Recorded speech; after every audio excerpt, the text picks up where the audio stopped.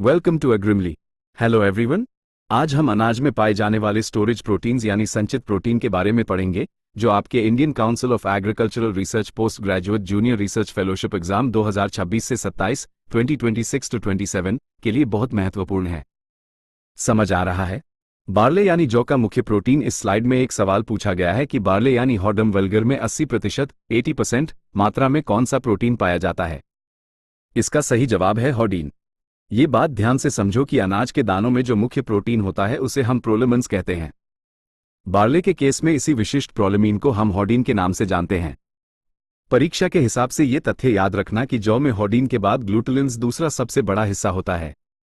अन्य अनाजों के महत्वपूर्ण प्रोटीन्स इसे परीक्षा के हिसाब से जरूर याद रखना, क्योंकि अक्सर मिलान करने वाले सवाल यहां से आते हैं। राइस यानी चावल में मुख्य प्रोटीन ऑरिजिनन होता है, जो कि असल में एक ग्लूटेलिन है।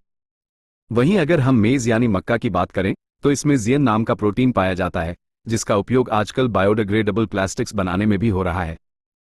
व्हीट यानी गेहूं की बात करें तो इसमें गियाडीन और ग्लूटिनन मिलकर ग्लूटेन बनाते हैं, और यही गियाडीन रोटी के फूलने या उसकी एक्सटेंसिबिलिटी के लिए जिम्मेदार होता है।